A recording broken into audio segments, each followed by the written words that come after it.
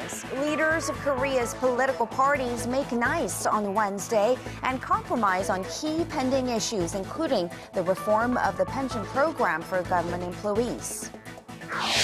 President Park Geun-hye expresses hope for ASEAN's greater role in ending North Korea's nuclear programs as South Korea is set to host a two-day special summit with ASEAN leaders.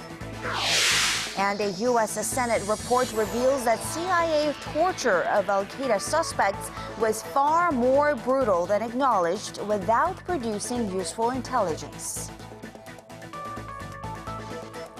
Hello and welcome to ARIRANG News, coming to you live from Seoul. I am Kang Tae-ri. Rival party chiefs and floor leaders met on this Wednesday to show that they are willing to fulfill their legislative duties by the end of this year. Their bipartisan drive is leading to some last-minute results. Our Kim Young-gil has more. The leaders of Korea's two main rival parties had much to discuss at Wednesday's meeting. They settled a number of differences, first and foremost agreeing that their top priority should be economic revitalization. Considering that real estate accounts for more than 80% of the nation's total wealth, lawmakers decided to pass revised real estate bills at the next plenary session slated for the end of this month. The move is intended to curb inflation in the real estate market and to lessen the financial risks for renters and home buyers. For more than a decade, Korea has been trying to address its growing pension deficit that stems from problems with the current pension system for public servants. The two parties agreed Wednesday to establish a pan-national body to gain social consensus on the issue. Public servants have shown fierce resistance to the Saenuri Party's proposed pension reform bill since it was drafted in late October. While the bill aims to secure pension funds for future generations, it requires public servants to pay more into the system while giving them less in return starting in 2016. In addition, the two parties agreed to a parliamentary audit of a recent defense industry corruption scandal. If the results of a current investigation led by prosecutors is deemed unsatisfactory. Last month, the government launched a probe into growing allegations of bribery between military officials and defense firms. Leaders of the rival parties also agreed to discuss other unsettled matters at a later date, such as opening a parliamentary audit of the controversial $20 billion project to refurbish the country's four major rivers carried out under the former Lee Myung-bak administration. Kim Young-gil, ARIRANG News. South Korea no longer has to lean on U.S. systems to detect and potentially destroy missiles fired by North Korea. The South Korean military has implemented a new counter-strike system that fills the role. The Defense Acquisition Program Administration says the system utilizes drones, high-tech radar systems, and Aegis destroyers to detect unusual movements from within North Korea in real time, while simultaneously alerting and sending out specific coordinates to units so that they can better snuff out the threats. A major state-run think tank has revised down Korea's growth forecast for this year and next. The Korea Development Institute forecast 3.4% of growth for this year, down from the earlier projection of 3.7%. Next year's projection was also cut from 3.8% to 3.5%. The institute cites a sluggish domestic demand and uncertainties overseas for the revisions. And the report also mentions that export growth is slowing for Korea because shipments to China and the EU are starting to lose steam. Falling prices and an aging society here in Korea have prompted many economists to draw parallels with Japan, which has suffered from decades of lost growth. Experts say if Korea wants to avoid the fate of its neighbor, it needs to speed up structural reforms before it's too late. Song Ju-sun tells us more. Several key economic indicators, though more than 2 decades apart, are strikingly similar. For Japan, it was 1989 when growth slowed to the 0% range, shortly before becoming an aging society. It's like deja vu across the East Sea. Korea's fertility rate, the average number of children a woman has in her lifetime, has hovered around 1.2 in the past 4 years. That's well below the threshold of 2.1 needed to maintain the current population level. The poor fertility rate comes at a time Korea is being hit by the double whammy of low growth and a rapidly aging population. If Korea does follow the footsteps of Japan and enter a long-term slump, it's expected to take a harder blow than Japan did. That's because Korea's pension program and safety nets are not as comprehensive as Japan's were. Retirees and those preparing for their later years will cut back in spending, in turn fueling deflation and creating a vicious cycle. Economists say to prevent a long-term recession, reforms are needed, especially in the labor and manufacturing sectors. The government will also have to seek more flexible and efficient policies. The reason Japan could not counter a recession was that their measures were too short-sighted. In order not to follow Japan's footsteps, Korea's reform and restructuring must be aimed at securing growth engines in the long term, which could raise its growth potential. To realize that potential, economists say priority must be given to creating more jobs for the younger generation before extending the retirement age. Experts point out that Korea has one competitive edge at the moment. Its asset bubble is not as severe as Japan's. But they say reforms are needed now and needed quickly. 송지선, 아리랑 뉴스. Amid the ongoing controversy, or what many are calling the nut rage incident, Korean Air's Vice President Cho Hyun-ah has officially called it quits. The public was still angry even after she stepped down from duties related to flight services. So now she has offered her full resignation. Connie Lee has more. Korean Air's Vice President Cho Hyun-ah officially offered to resign late Wednesday, and her seat on the company's board of directors is to be determined. This comes after she stepped down from all her posts related to Korean Air flight services on Tuesday, amid all the controversy. She has been the center of public attention these days. Local papers and social media networks poke fun with Cho Hyun-ah and her nut rage, making her star in some cartoons and drawings. Take a look at this mock-up poster of Nut Air, an homage to one Hollywood movie. The infamous incident took place last Friday. Cho made a flight from New York to Seoul, turned back to the gate when a flight attendant, apparently not following protocol, served her nuts in the bag instead of on a plate. Citizens took to social media to express their anger, especially since she initially didn't resign from her post. This act shows her sense of entitlement, said one, while another called her actions like that of an emperor's daughter. There are others who are calling this incident an international disgrace. Maybe so. This nutty incident made international headlines and even got a Japanese cartoon drawing of a mock-up of what happened inside the plane. The 40-year-old eldest daughter of Korean Air Chairman Cho Yang-ho has apologized, but this might not evade her from legal action. The Korean government is currently investigating if her actions broke air traffic safety laws or any regulations. Connie Lee, ARIRANG News.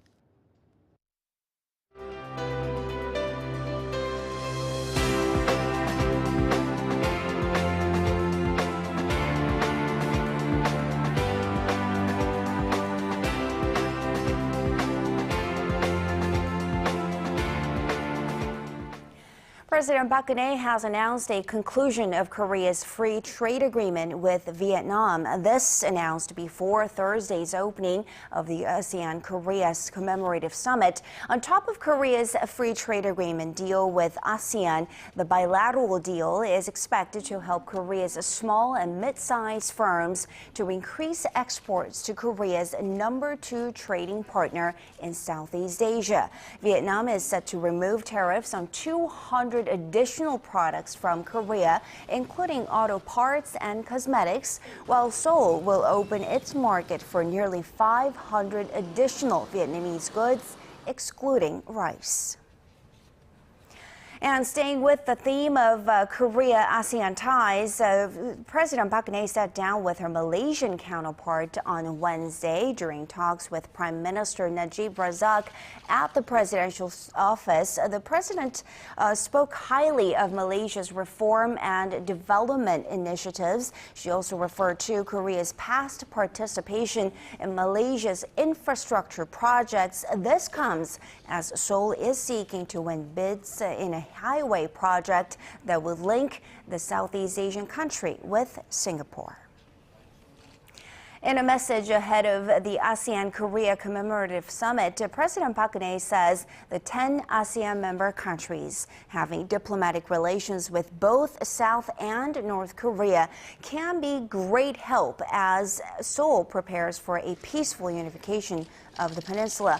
She added a unified Korea would contribute to peace across East Asia as well, celebrating just how much Korea and ASEAN have developed ties since first opening dialogue 25 years ago.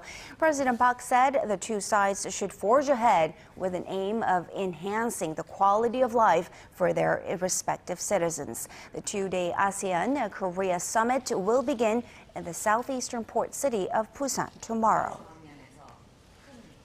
And that's exactly where South Korea plans to call for help in dealing with North Korea's nuclear weapons program from its ASEAN partners. Our Hwang Sung-hee tells us more. When it comes to diplomatic cooperation, South Korea and the ASEAN countries are at a clash of interest. South Korea is seeking support for its efforts to counter North Korea's nuclear weapons program, but its Southeast Asian partners are hesitant since the issue already involves the big powers like the United States and China. The ASEAN nations want Seoul to stand on their side in the South China Sea maritime dispute against Beijing, something that could shake up South Korea's relations with China. All this will be up for discussion when President Park Geun-hye meets the leaders of 10 ASEAN countries in Busan later this week. The Korea-ASEAN Commemorative Summit will be another occasion for dialogue among the middle power nations, along with the ASEAN Regional Forum and the ASEAN Plus 3. Since the 10 nations attending the upcoming summit have diplomatic ties with both Koreas, they could play a unique role on the Korean peninsula. By explaining the situation on the Korean peninsula from our point of view and making the ASEAN countries aware, they can act as a bridge between South and North Korea. They can also indirectly deliver their objective perspective on certain issues concerning Pyongyang. And since Southeast Asian countries, namely Thailand and Laos, are one of the most taken routes for North Korean defectors, cooperation on that issue could be one of the informal agenda items at the upcoming meeting. Hwang Sung-hee, ARIRANG News. And now let's talk about the effect it will have on the economic ties between South Korea and ASEAN. Many expect the gathering to boost that economic relation to the next level. Our Hwang Ji has more. Despite the slumping global economy, Korea's trade volume with ASEAN has been on a steady rise, thanks to a free trade agreement between the two parties and the Korean wave that boosted demand for Korean products and services. Since 2007, after a free trade deal went into effect, the trade volume between Korea and ASEAN rose more than 11% on average every year and exceeded the $100 billion mark for the first time in 2011. ASEAN now stands as Korea's second largest trading partner following China. But when looking at their economic relationship in the longer term, experts point out the excessive trade surplus that Korea is recording with the Southeast Asian group. The huge trade deficit ASEAN is posting with Korea will become a thorny issue as both parties try to strengthen their economic cooperation. The trade imbalance will have to be resolved down the road. The ASEAN Economic Community that's set to be established next year, however, is expected to become a new opportunity for Korea to further expand ties. The community aims to achieve regional economic integration with a single market and production base, making it easier for Korean companies to do business there. During the two-day summit in Busan, Asian leaders will also lay out a blueprint for cooperation and set a new goal of increasing trading volume to $200 billion by 2020. Hwang Ji-hye, ARIRANG News. And it's not just the leaders of the 10 ASEAN member countries who are in Korea this week for a commemorative summit. The representative landmarks of their respective countries are more or less making a visit as well. Our Park Geun-hye tells us more.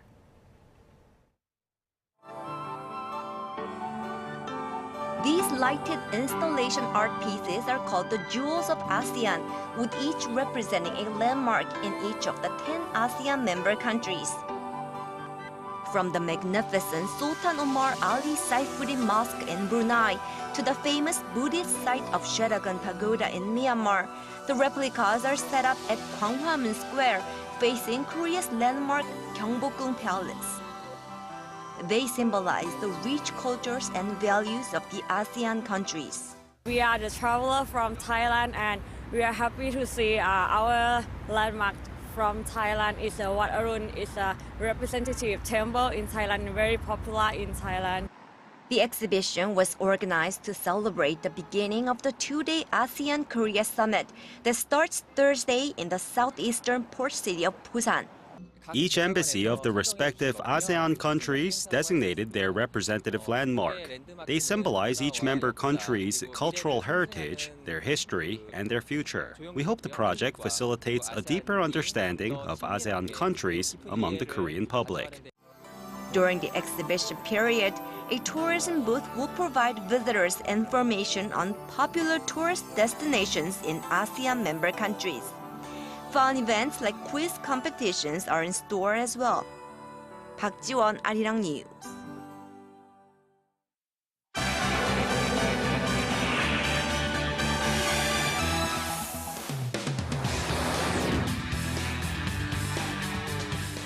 The U.S. Senate report on how CIA agents interrogated terror suspects following the September 11th attacks is finally out, revealing the extent of what critics have condemned as the agency's human rights violations. To tell us more about the story and others, Paul Lee is joining us from the News Center. Paul, there's been a firestorm of public outrage around the world over this declassified report. Let's go over some of the main points. Well, the controversial report contains details and graphic accounts of what has been described as torture tactics, and the methods used were ineffective in obtaining useful information. This as the United Nations and human rights groups are voicing outrage over the treatment of detainees and calling for criminal prosecution of U.S. officials. Our Shin Se-min has the latest. Forced nudity, waterboarding, sleep deprivation, and being chained down in makeshift dungeons. It sounds like something out of a horror movie, but it was reality for suspected Al-Qaeda operatives following the 9/11 attacks in the United States. These were the heavy-handed tactics carried out by members of the Central Intelligence Agency. Detainees were often subject to harsh and brutal interrogation and treatment because CIA analysts believe, often in error, that they knew more information than what they had provided. The summary of a report released Tuesday by the U.S. Senate Intelligence Committee shows that the CIA's interrogation methods far more brutal than previously disclosed, and that the agency was misleading Americans about what it was doing. It also found that the methods weren't even effective. This missing CIA claims the interrogation techniques had helped to secure information that eventually led to the killing of Al-Qaeda leader Osama bin Laden. The report says that piece of information was obtained before detainees were systematically tortured. The Senate Intelligence Committee also found that at least 26 of the CIA's estimated 119 detainees were wrongfully held. Known as rendition, detention, and interrogation, the interrogation program lasted until 2007. CIA Director John Brennan, in response to the Senate report, admitted that missteps were made. He said the agency had learned from its mistakes, but also took issue with the report's characterization that the detention and interrogation program was ineffective. Brennan said the interrogations produced intelligence that helped thwart attack plans, capture terrorists, and save lives. 신세민, 아리랑 뉴스.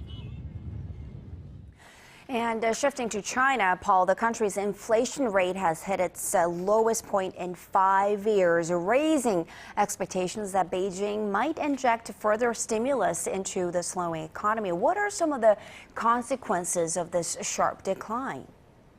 Well, the biggest impact we'll likely see is lower import prices coming out of China, which have a wide-ranging influence on the price of goods around the world. But within China, it's going to make it harder for companies to service their debts, which in turn will put pressure on the central bank to extend its monetary easing policies.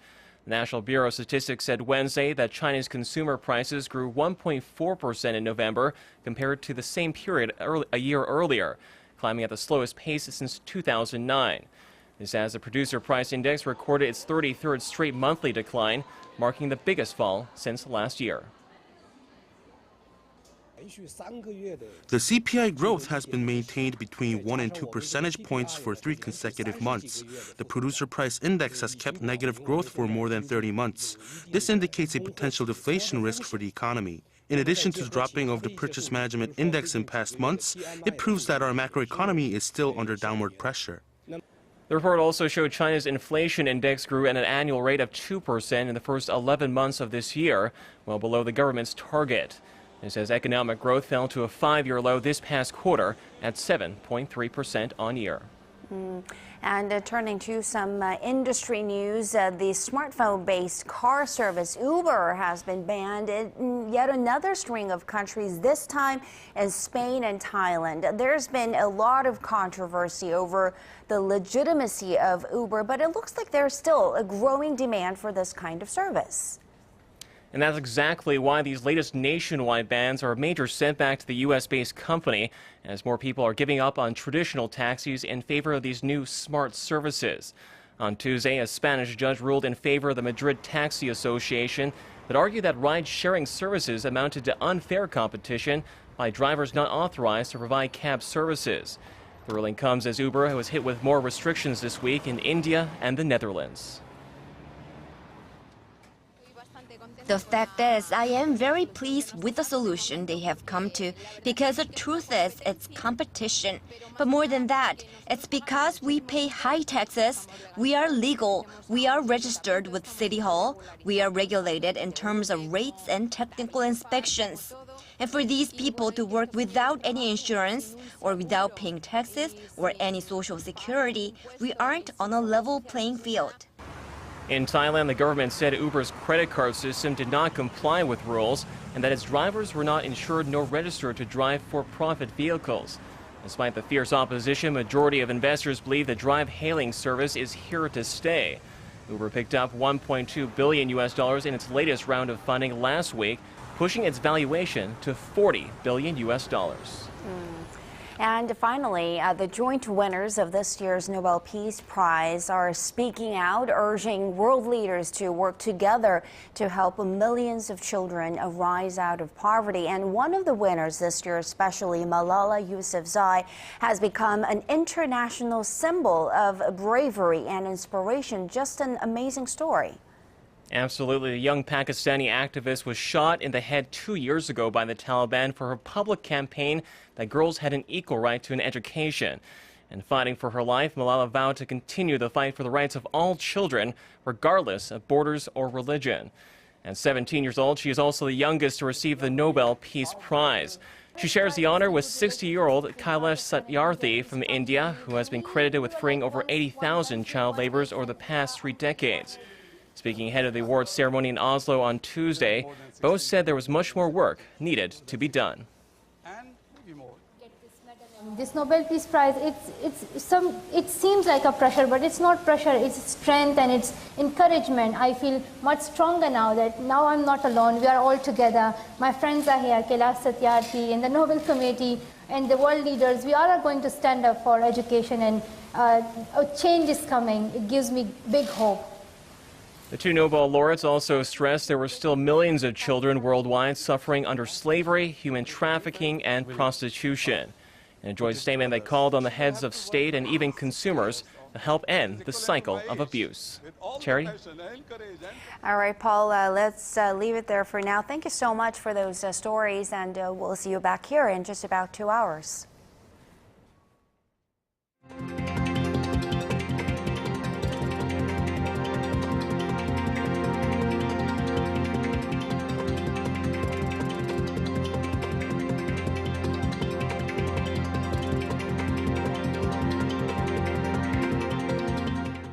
And that will do it for this edition of ARIRANG News at 8. Thanks for watching.